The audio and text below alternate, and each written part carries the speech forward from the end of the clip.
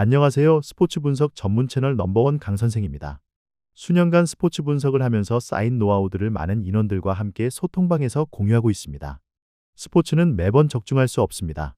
거짓 채널들에 속지 마시고 강 선생과 함께 소통하실 분들 환영합니다. 매일 프로토 배트맨 위주로 분석해서 공유 중이며 사설토토는 사절입니다. 12월 24일 해외 축구 6경기 분석 시작하겠습니다. 첫 번째로 세네갈 대 보츠와나 경기 알아보겠습니다. 세네갈은 4-2-3-1 포메이션을 사용하며 더블 볼란치 중 한 축을 맡는 파페 게헤가 중앙 플레이메이커 역할을 수행하며 전체 빌드업의 템포를 조율하고 있다. 수비 포라인 앞에서 공을 받아 발끝에서 첫 방향을 잡아주고 짧은 패스와 중거리 패스를 섞어 전방으로 전진하는 패턴이 세네갈 공격의 출발점이다. 파페 게헤의 패스를 이어받는 은디아에는 측면과 하프 스페이스를 넘나들며 페네트레이션 드리블로 상대 라인을 찢어놓는 주축 멤버다. 은디아에가 안쪽으로 파고들며 수비를 끌어당기는 순간 사디오 마네는 반대 사이드나 박스 안에서 타이밍 좋은 침투로 마무리 타점에 올라선다. 상대 수비가 파페 게헤 쪽으로 시야와 숫자를 몰아두는 사이 다른 동료들에게 노마크 슈팅 찬스가 자연스럽게 발생하는 구조가 자주 만들어진다. 이어서 보츠와나는 4-3-3 포메이션을 사용하지만 중원 구성에서 전진 성향보다는 수비 라인 보호에 무게가 실려있어 공격 전개가 자연스럽게 느려지는 팀이다. 시카니엔과 오레보니는 빠른 역습 상황에서 직선적인 스프린트는 보여줄 수 있지만 팀 차원의 빌드업 구조가 단순에 고립되는 장면이 자주 나온다. 세시니가 중원에서 연결 고리를 맡고 있으나 전환 속도 자체가 느리기 때문에 상대 압박을 탈출하는 과정이 매끄럽지 못한 편이다. 그래서 강한 압박과 높은 라인을 동시에 유지하는 상위 레벨 팀을 만나면 빌드업이 끊기면서 전방으로 공을 보내보지도 못하고 자기 진영에서 시간을 보내는 구도가 반복된다.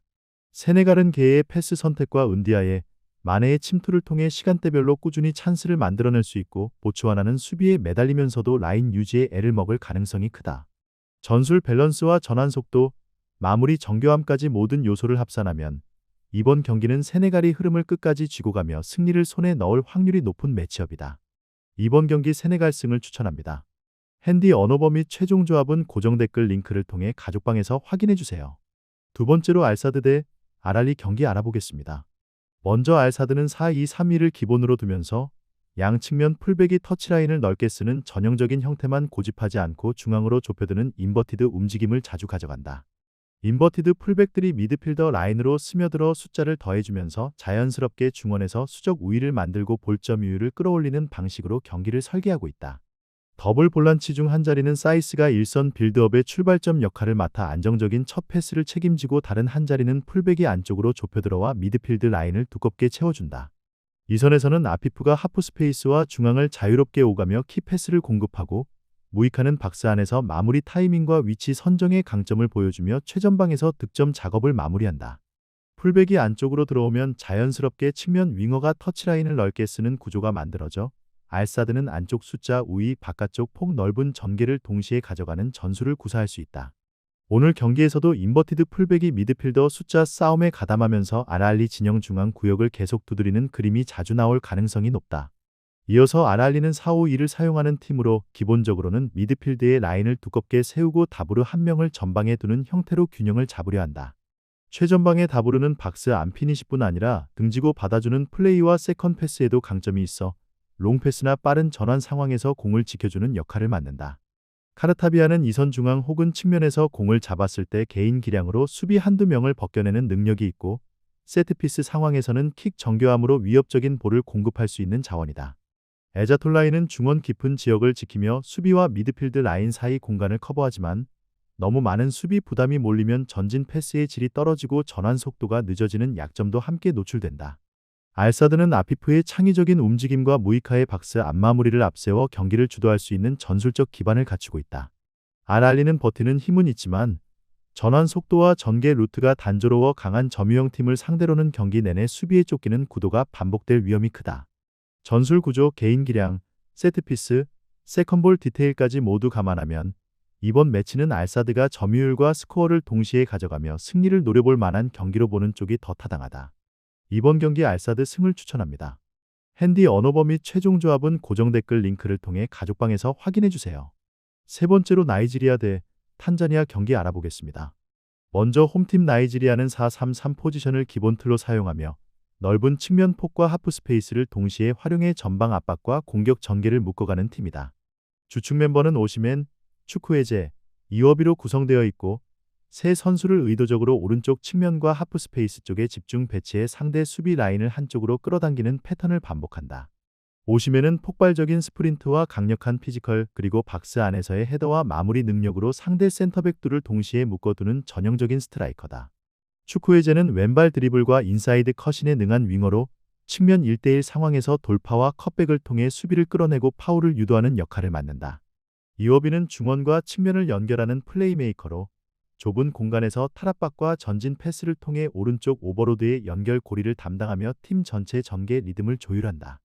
이어서 원정팀 탄자니아는 4-4-2 포지션을 바탕으로 지나치게 라인을 올리기보다는 중간 지점에 블록을 형성해 버티는 운영에 초점을 맞추는 팀이다. 음몬보와 유형의 미드필더는 넓은 활동량과 커버 범위를 활용해 수비 라인 바로 앞을 가로지르며 두 줄 수비 사이 공간을 메우는 역할을 맡지만 빠른 방향 전환까지 동시에 맡기에는 부담이 크다. 술레이만 계열의 공격 자원은 뒷공간을 노리는 침투와 직선적인 스피드를 강점으로 삼지만 팀 전체 라인 운용이 보수적이기 때문에 역습 타이밍을 자주 가져가기는 쉽지 않은 편이다. 미로시는 수비와 중간 지대를 동시에 커버하는 멀티 성향을 지니고 있어 태클과 위치 선정은 안정적인 편이지만 넓은 측면 공간에서 빠른 윙어를 상대로 여러 차례 1대1을 버텨야 할 때 체력 부담이 커질 수 있다. 그럼에도 불구하고 탄자니아는 세트피스와 롱볼 한두 번으로 의외성을 보여줄 수 있지만 90분 전체를 놓고 봤을 때 공격 패턴의 다양성과 전술 완성도에서 나이지리아와의 격차가 분명한 편이다. 홈팀 나이지리아는 개인 기량과 전술 구조를 동시에 활용해 상대 수비를 흔들 준비를 마친 상태다.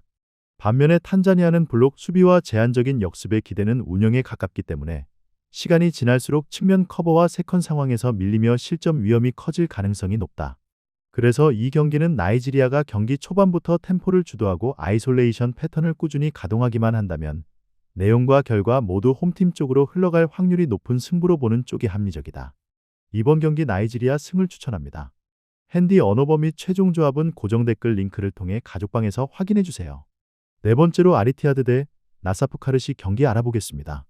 먼저 알이티하드는 4-2-3-1 포메이션을 바탕으로 앞선 4명이 동시에 라인을 끌어올리며 강하게 압박을 거는 팀이다.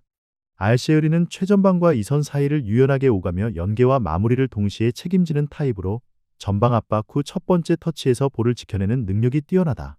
베르그비는 측면에서 드리블과 순간 가속으로 수비수를 정면으로 돌파하는 패턴을 즐겨 사용하며 안쪽으로 파고들어 슈팅 각을 만드는 움직임이 위협적이다.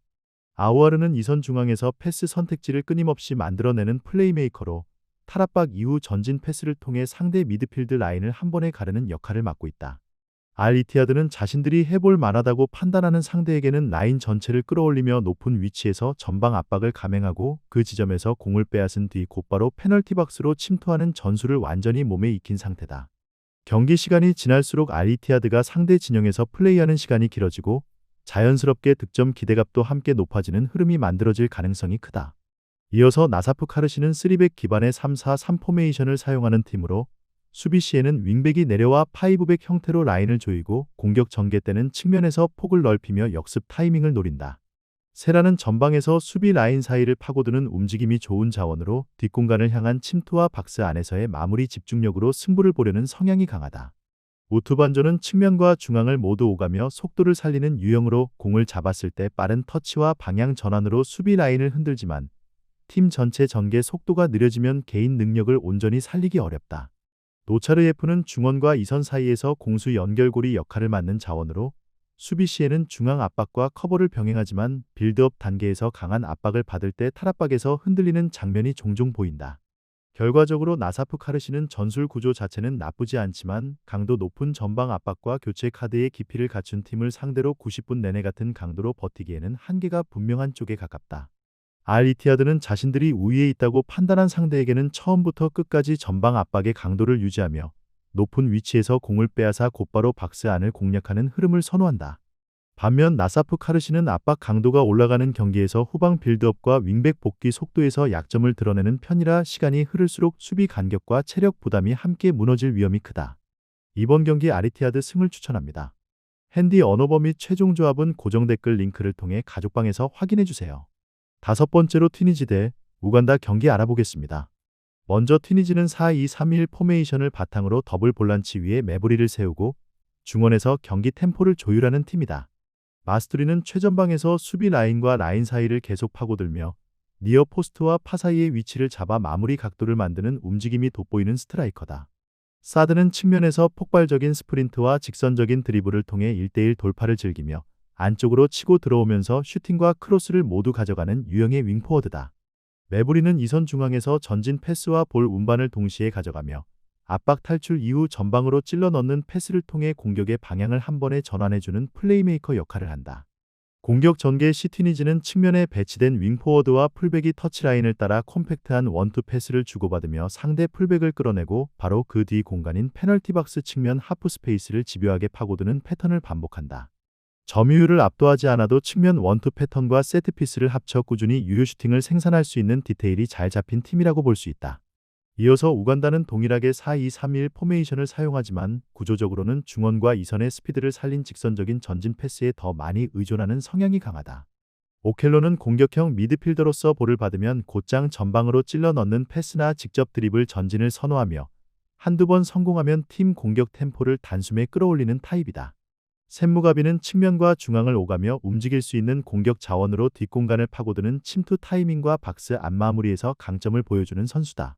아우초는 수비형 미드필더 자원으로 1차 저지선에서 태클과 인터셉트를 시도하며 미드필드 앞 공간을 넓게 커버하는 역할을 맡는다. 다만 우간다의 약점은 측면 수비 조직에서 자주 드러난다. 풀백과 윙어 사이 간격이 벌어지는 장면이 많고 하프 스페이스로 들어오는 침투를 따라가는 동선이 한 박자씩 늦어지는 구조적인 문제가 있다. 튀니지는 4-2-3-1 구조 안에서 메브리, 사드, 마스투리로 이어지는 공격축을 통해 측면과 중앙을 자연스럽게 연결하며 하프 스페이스 침투와 세트피스를 기반으로 경기를 풀어나갈 수 있는 팀이다.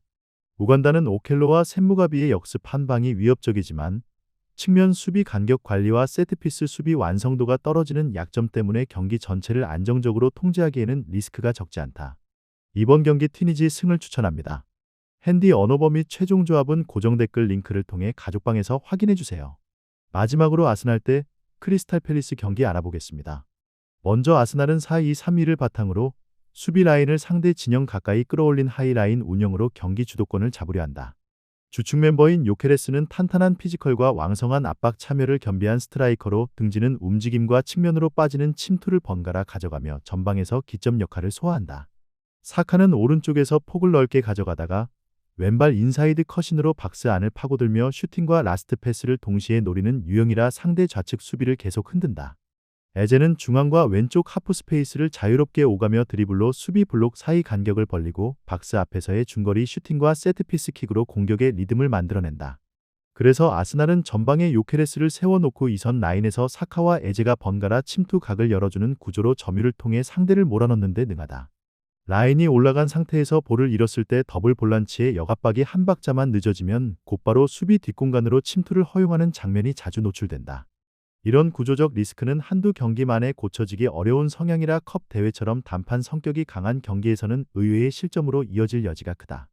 이어서 크리스탈 팰리스는 3-4-3을 기반으로 미드필드 라인에서 블록을 형성한 뒷발은 전환 한두 번으로 승부를 보려는 스타일을 유지한다.